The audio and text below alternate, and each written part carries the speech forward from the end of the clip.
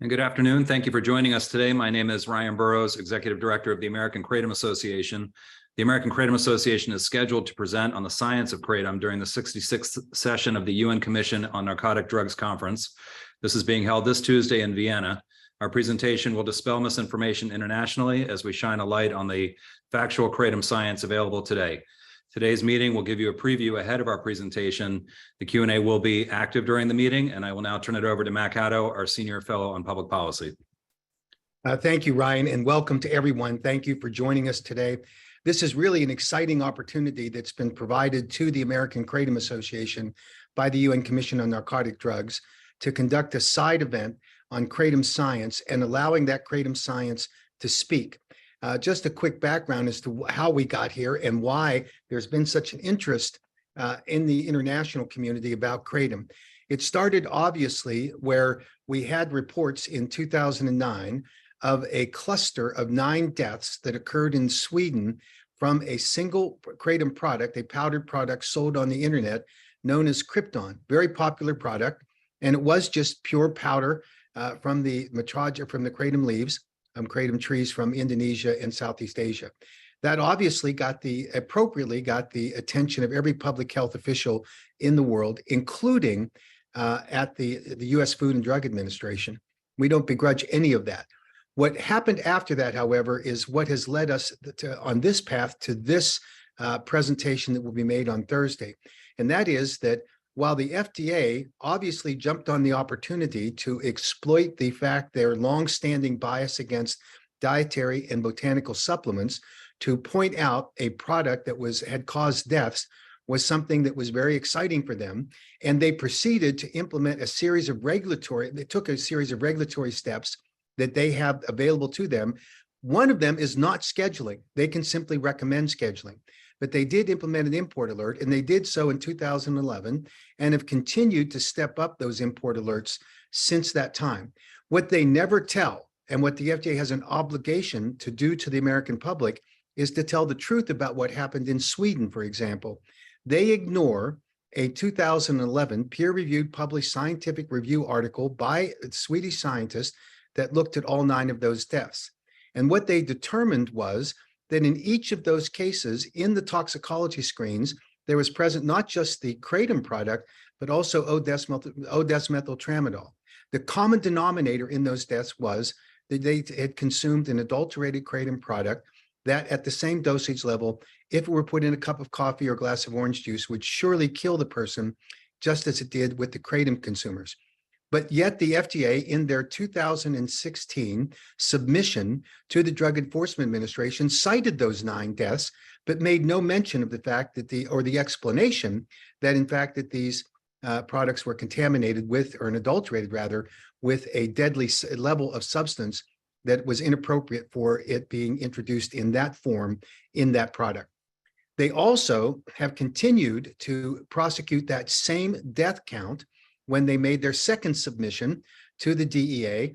And it was there that the Assistant Secretary for Health, Admiral Joie, evaluated and looked at it and determined that they had used outdated science, that they had ignored the scientific evidence and the respected opinions of many kratom researchers in their quest for getting kratom scheduled rather. And it was Dr. Joie who said in a scathing rebuttal to the FDA that they had produced embarrassingly poor evidence and data. That did not deter the FDA. And so they then went to the international forum and they exploited the fact that there were many European and international countries that had concerns about kratom, largely due to 2 things. One, the original report from Sweden, and the persistent disinformation campaign that has been circulated for the past 10 years by the US Food and Drug Administration, which has created an environment of misinformation throughout the world. And when they went to the UN Commission on Narcotic Drugs, the FDA knew exactly what they were doing. It has a lesser standard for scheduling internationally under the treaty obligation that the United States is a partner to. And had the UN Commission on Narcotic Drugs actually scheduled kratom, as the FDA hoped that they would, it would have triggered a requirement under the treaty obligation that we have to commence scheduling proceedings here in the United States. It was their third, and this one was a backdoor attempt in order to get kratom scheduling enacted here in the United States. Unfortunately, the science does not justify under the US standard, under the Controlled Substances Act, any kind of scheduling like that. But interestingly, the process that the UN Commission on Narcotic Drugs takes is that they refer such evaluations to a group of experts, 12 international experts in substance abuse and addiction liability that are populated in the Expert Committee on Drug Dependence.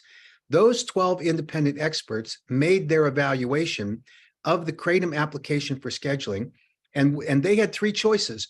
One is to say that there was sufficient evidence that was of such compelling nature that they could have immediately recommended the scheduling to the UN Commission. Secondly, they could have opened up a 12-month critical review process that would have involved bringing in a lot of other experts and evaluating based on the evidence that had been presented as to whether or not the level of scheduling that was recommended was in fact justified.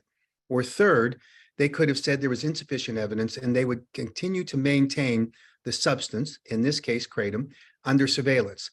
12-0, that Expert Committee on Drug Dependence determined that the evidence provided by the FDA and by other countries which the FDA had obviously recruited to help with this effort was insufficient. 12-0. So the third strike against the FDA, against a substance that they want to have scheduled here in the United States, but don't meet the criteria for in order to do it. I get asked all the time, why? Well, the FDA has, and they're a fine agency. They maintain a very important role in protecting the public health, but they have an inherent bias within the agency that has been evident not just against kratom, but against all dietary supplements. That's why in 1994, the US Congress had to slap the FDA down by enacting the Dietary Supplement Health and Education Act. It restricted and put guardrails on the regulatory authority of the FDA as it related to dietary and botanical supplements. That needs to be done again here today with kratom, because the FDA is not going to be deterred from their crusade in order to ban kratom. And so what we want to do, and we have this great opportunity on Thursday to present internationally the current state of the science, and the entitlement of our side event is Kratom, the Science Speaks. There is a tremendous interest in other countries and in the scientific community to understand more about kratom, to see what the updated science says, and to see whether or not the claims made by the National Institute on Drug Abuse that kratom potentially is a great harm reduction tool in this battle against opioids that would not only a battle here in the United States, but worldwide. Shouldn't we use every tool available as a harm reduction in order to offset this horrible plague on us that, but for COVID, would be the most significant public health threat in the world? We should be doing that. The FDA is tone deaf to it. It's very interesting to me that Commissioner Califf has complained about the level of disinformation and misinformation that's circulating about COVID. He's made it one of his priorities to try to push back against that disinformation. And yet, when you look at his priorities, 3 of the 4 directly indict his own agency about their disinformation about kratom. We need to correct that, and we're going to take a step on Thursday to do that.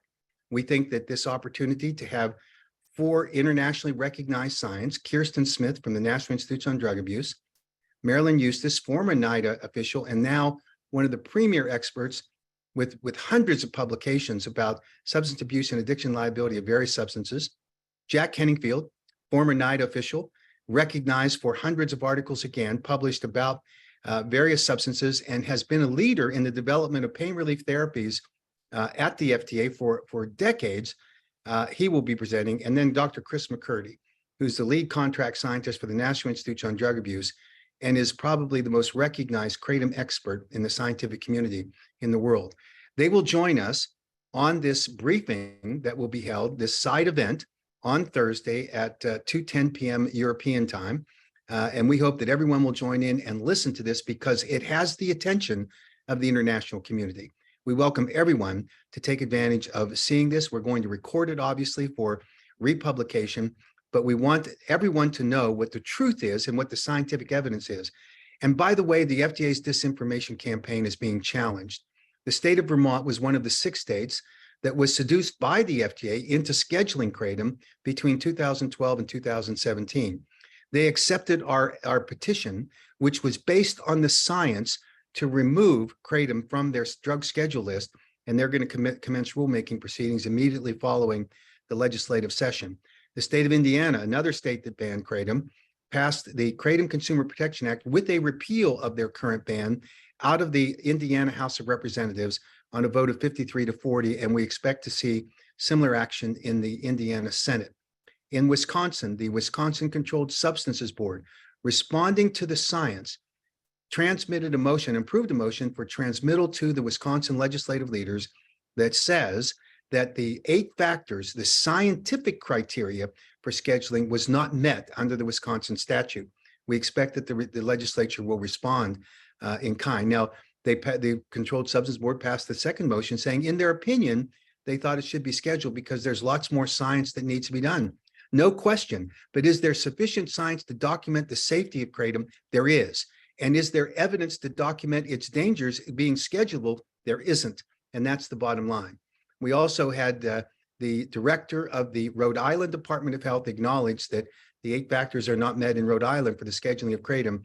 So we see that we're making great progress in 4 of the 6 states that have banned kratom at the behest of the FDA, responding to the disinformation campaign and now outdated information about kratom, which they continue to persist in pushing out to the public. That's something that's going to get corrected. And finally, in the state of Arkansas, the Department of Health accepted our petition, which mirrors what we submitted to the state of Vermont.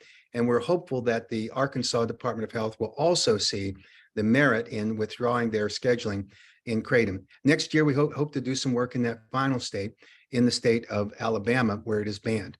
The bottom line here is this should be about science. It should not be about the perverse opinions that are generated by an FDA that is thirsty for greater regulatory powers over the substances that Americans consume when they're informed and when they do it with full knowledge and when they're properly manufactured and properly labeled products. They should be available. But the FDA doesn't trust the American people. They want to continue in their quest to ban kratom, and we're going to continue to be the bulwark in fighting against that. And we welcome all to listen to the science, because the bottom line is that's what all these decisions should be based on. So I'll end there. Be glad to open up to any questions. And Ryan, if you wanted to call, I know we have some press people here, glad to answer those questions. And of course, any others that might be on the top of people's minds. Mac, our first question is just asking if you'll be speaking in person. I will, but I will only be moderating this because we are going to rely upon the voices of the scientific community with their experience and the research that they have done and that they have promoted in order to have a better understanding of what the true effects of kratom are. We had Dr. Scott Gottlieb, who stood before the American public in 2018 and make the claim that kratom was an opioid. That was not true. Kratom is not an opioid by genetics, by law, and by pharmacology, and yet he said it. And we should expect better of the FDA, and certainly a commissioner of the FDA. Now, the FDA has moderated their opinion slightly and said now, well, kratom does produce opioid-like effects. Well, so does ibuprofen, if we're talking about mitigating pain. It needs to be contextualized in a way that's accurate, and we expect that science will speak loudly on that day. So listening to Dr. Smith, to Dr. Eustace, Dr. Henningfield, and Dr. McCurdy will be the focus of this, and I'll be moderating it in person there at the meeting in Vienna on Thursday. Okay, and again, the Q&A is open if anyone has any other questions.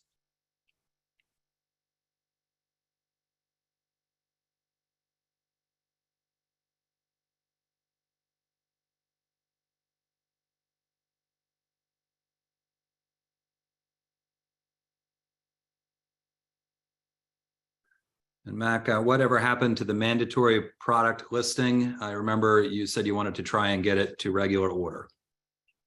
Well, this is an initiative that is being promoted by Senator Dick Durbin. He's passionate about it. I saw with some surprise how personal he felt about it when he described on the Senate floor in introducing his mandatory product listing bill about how he had been stifled by Orrin Hatch. When Orrin Hatch was a member of the United States Senate prior to his passing, he had been a champion for individual Americans' freedom to make choices about the products that they would use to maintain their health and well-being. there is a distinct difference between what the FDA tries to do, because they want to regulate everything as a drug. And by the way, God love them. They want to make sure that the public's protected, but they're overzealous and they overstep in that regard. But what Senator Durbin tried to do was to provide more regulatory authority, another tool, or I would call it a weapon, in their fight against dietary supplements in general, and certainly about botanical products. It is inappropriately applied with respect to the way that you should control the quality of dietary supplement products. And all it did, and it's blatant in its approach, is that gives the FDA this other tool when all of the information that is needed by consumers is already available on federally required databases. And so they can find the information. The FDA wants another weapon, and that's what Dick Durbin was trying to give them. We hope that we can resist that, because it's an inappropriate tool to hand to an agency that doesn't act responsibly with the authorities that they currently have. Thank you, Mac. And what is your expectation about what will happen in Wisconsin? What are the next steps? So in Wisconsin, the legislative leaders asked the Controlled Substances Board whether or not the statutory 8-factor requirements, which mirror the federal Controlled Substances Act provisions, were they met with the scheduling of kratom? Because when kratom was originally scheduled by the legislature back in 2015 in Wisconsin, they were acting on the information provided by the FDA and the assurance by the FDA that kratom was going to get scheduled by the Drug Enforcement Administration, and that they were just getting ahead of that scheduling procedure. That was not true. It's not true in history because they didn't get it. And it wasn't true that they had the legitimate basis upon which to make a scheduling request that could be sustained under the Controlled Substances Act. So what will happen now in Wisconsin is that when the letter is transmitted from the Controlled Substances Board expressing the response to the question is, does it meet the statutory criteria?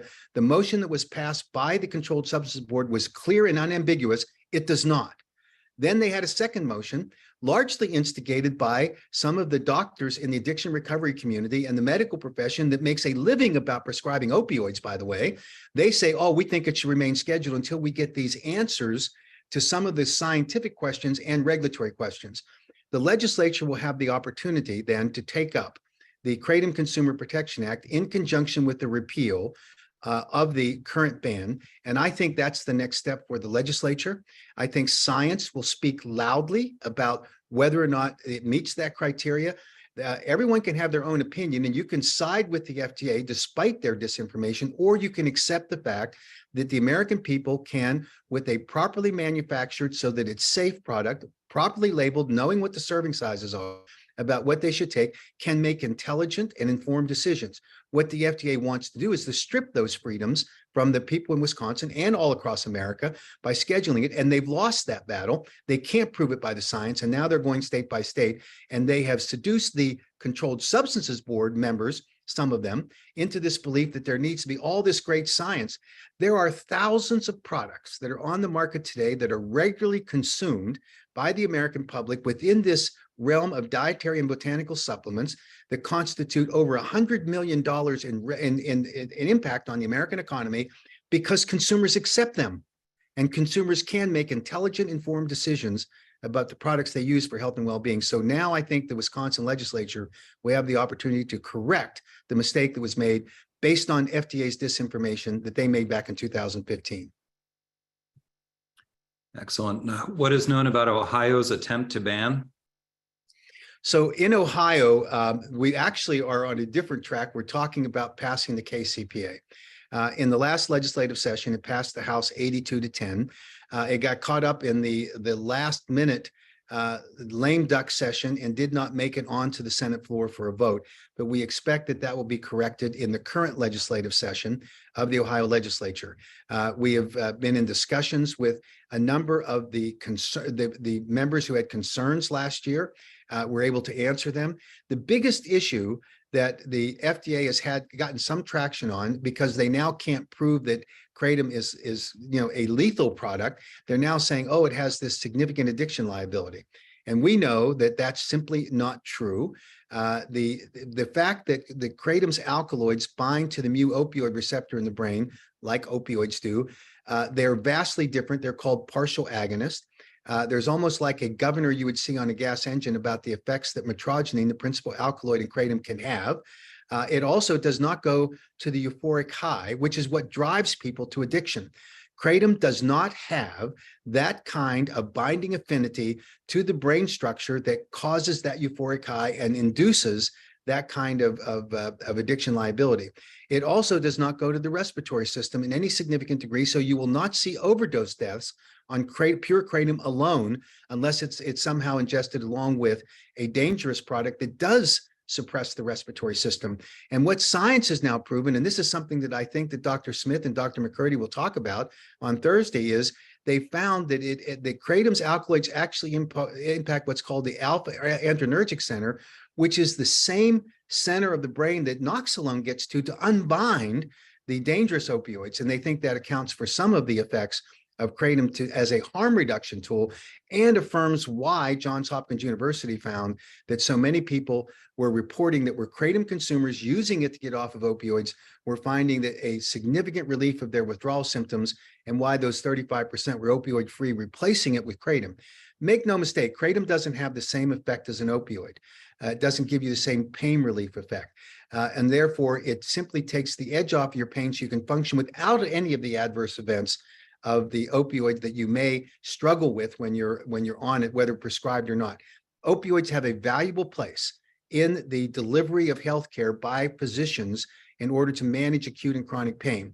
But what the research is finding is that people are finding relief with kratom, much like you would do with other substances if you chose to do it, if they work for you, which the FDA would also like to take out of your hands if you're a consumer. We simply don't want them to succeed when it comes to kratom. Thank you, Mac. And a question about any updates on South Carolina? So South Carolina has a bill that's filed that will ban kratom. I've talked to the sponsor. He seems to be very interested in doing not only the right thing, but the right public policy. I think he's open to this discussion. We are going to vigorously oppose the ban. We have beaten over 19 proposed bans at various legislative proposals over the last 5 years since 2000, or 6 years since 2016 in these legislative sessions. We've done that on one basis, and that is that the science speaks to why these products should not be banned. And Dr. Giroir said it right, that if you ban, you put potentially millions of Americans, and in each individual state, a subset of those Americans, at risk, forcing them back on either to more dangerous opioid medications that have all the attendant side effects and risks, and to the black market, which is rife with adulterated kratom products, where competition among vendors is trying to give you an effect that the pure kratom product does not have. So if you buy a kratom product and it gives you that euphoric high, dollars to donuts, that's an adulterated product. But that's what happens in the black market. And you have that when you ban products like that. We simply want to resist in every state, and including in South Carolina, any kind of ban. And we've been very successful, not because we're great advocates, because the science speaks. And we want these legislators to have the opportunity to see that when they hear from the FDA, or they hear from the surrogate of the FDA, the Mayo Clinic, that they're hearing the same nonsense, which is not based on good science, which is based on a biased regulatory agenda that the FDA is promulgating. And we simply have to say no to that. And we think legislators, once they see the facts, are open to it and they resist these bans. And that's why today we have 9 states that have passed the Kratom Consumer Protection Act. Virginia and West Virginia have just passed them. They're waiting governor's signatures. We hope that happens. I was just testifying here in Texas. We think that we're going to get great success here. There are going to hopefully be another 6 or 7 states that will pass in this legislative session. So we send that strong signal to the Washington bureaucrats and to the FDA specifically that the time's up for their disinformation campaigns. And now we need to give American consumers the freedom to use a product that's safe when it's regulated correctly and labeled correctly for their health and well-being. All right, Matt, can we do have a question? I heard you discuss Alabama earlier. Where do things stand with any potential changes to current Alabama law ever since Jeff Sessions strong-armed the good folks of Alabama? Well, I wouldn't blame this on Jeff Sessions. We probably early in I would call it the infancy of the American Kratom Association, did our best. But there was a cross current in a very conservative southern state and a group of district attorneys who were the undoing of the good message that was being presented about kratom. And they're locked and loaded against it. Those same people that were on the district attorney side that continue to oppose our efforts. And I've tried to meet with them and they refuse. They won't even listen. And when someone won't listen, it tells you a lot about what the quality of their position is. They don't have a good standing here. They're going to work to defend the current law.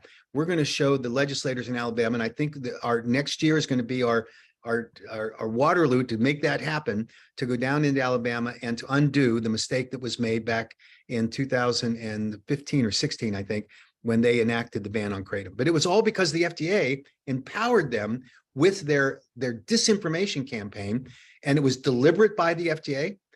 They repeated the same kind of nonsense they continue to repeat today, which is completely discredited by the science. Thank you, Mac. And then just as far as state updates, we do have Louisiana, Mississippi, and Illinois, if you could, and then we'll get back on the topic of the UN meeting. So in Mississippi, we successfully defeated the ban again. A casualty of that was just because of the legislative process and the way that they were trying to get things done. Our Kratom Consumer Protection Act was combined with another product called tianeptine, and tianeptine group had adopted our strategy about a Consumer Protection Act, and we fell by the wayside because we were linked together. We need to educate, again, the Mississippi legislators, but I think we're making real progress in Mississippi to the extent that we're able to educate these legislators that bans don't work. So that's going to be important. In Louisiana, we have a pre-filed ban on kratom, again, instigated by the FDA and the Louisiana Department of Health.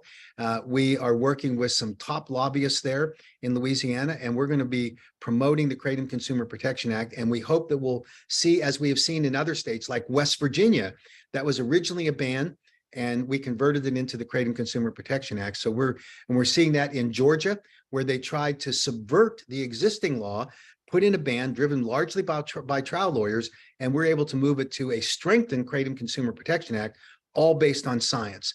And so I think that from a state standpoint, we're seeing great progress being made. We're active in lots of states right now. Texas, where I am today, we just testified. It sailed through the Senate committee unanimously. I expect the same vote here in the House side based on the reaction of the committee members on the House side that heard us today. I think we're doing great there. We're going to do great in Missouri. We're going to do great in Kansas, in Illinois, I think in Michigan and Minnesota, in Ohio, Pennsylvania, New Jersey, New York, Florida, and we're going to do great in North Carolina. And I hope we convert them down in Louisiana. So that's why I say I'm very optimistic that we're going to have a great year, because science is speaking loudly, and we're making great progress here. And we have a great team. We have scientists who are willing to speak out despite the pressure of the FDA. So I'm thrilled with that. I think it's a terrific team that we built in order to tell these stories. And you don't see states step down from these regulatory actions like Vermont has done, like Indiana's working on doing, the way that Wisconsin's approaching it. I think in Rhode Island, I think we're making great progress, and we're going to see measurable results by the end of the year. That's great. Thank you. And would you like to touch on the federal KCPA? So currently, this shows you a little bit of the power of the FDA.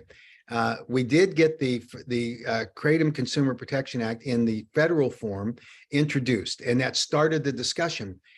We're now in the process of educating key members of the legislative committees, both in the Senate and House side, so they understand it.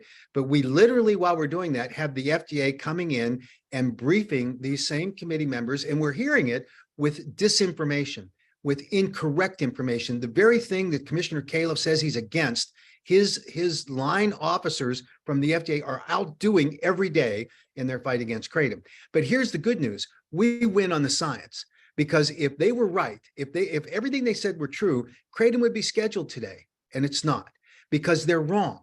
And because they repeat it often enough doesn't make it true. And so we continue to speak from the scientific platform. And it's not the American Kratom Association. It's the National Institute on Drug Abuse. It's independent scientists. The only research project that we actually assisted in funding involved what's known as the rat study. And the rat study, when we contracted with the scientists to do that, they said very clearly, you can give us your money, but you can't participate in any way in the construct of the study, and we will not share the results of the study until we have briefed the FDA and NIDA. And they held true to that. But what we found in that rat study is that and they used the FDA's own oxycodone protocol. They went to the FDA and clarified a couple of questions. So there was no question that when this study was done, it would meet the standards of the Food and Drug Administration. That study was designed to determine the safety of kratom. And what they found is that at the dose levels where they administered the oxycodone to the rat population, everything they expected at the various dose levels occurred. And they saw at the end that the rats all died under oxycodone, all expected, all predicted, and consistent with what the FDA's protocol would require. On kratom, as they stepped up the dose and kept getting higher and higher, they couldn't find a dose that had an impact that matched or even came close to blood oxygen suppression levels or the respiratory suppression that oxycodone produced. And even at the highest level that the scientists were able to put into an aqueous solution so it could be injected into the rat population for the test, at that level, 400 times more than what any human could consume in any given day, there were no deaths in the rat population that were tested. That's conclusive proof. And when it was presented to the FDA, there was I'm told, there was a disparate opinion. The scientists all said, wow. And the policymakers said, meeting over. They don't want to hear the truth. And that's a problem. When it was presented to NIDA, people were interested. They delved into the details. They learned from it. And they are now designing more studies in order to corroborate or contest, depending on what the outcomes are, of what has been found already. That's why we have this problem today. The FDA is locked and loaded to continue to prosecute their bias against dietary supplements and botanical supplements, and they don't care about the truth. Hopefully we can bring them to this. So the federal KCPA will be refiled, I think within the next several weeks. And we're going to start the hearings and the process of educating the legislature, the Congress, so that we can have the Kratom Consumer Protection Act passed. And it will put guardrails on the FDA in the way that they attack kratom on a daily basis. That's great. Thank you, Mac. And I think before we get to your closing comments, but a good question to lead there is what is the best possible outcome that could occur as a result of your UN presentation? The best thing that can happen is that for those interested countries that currently are trying to learn more about how they should regulate kratom, what does the current science say? And this is a platform that's critically important for educating and informing these policymakers in countries around the world that this is the current state of science on kratom and what it shows today, and whether or not the bias that the FDA continues to circulate internationally is valid or not. The FDA's taken a beating at the hands of 12 independent experts, and now we hope that they will also be brought to their knees when it comes to their disinformation being circulated internationally by public policymakers in the European Union and throughout the rest of the world who are looking at kratom to determine what the right public policy should be. We think it's the Kratom Consumer Protection Act. Regulate it so that it's manufactured properly, label it so consumers understand what the product was in the product and what the appropriate serving sizes are, and make sure you restrict the access to minors. And you've got the prescription for saving lives. And that's what kratom does. It saves lives. And we need to emphasize that point every chance we get. That's great, Mac. And I'm not seeing any more questions. Did you want to add any other comments?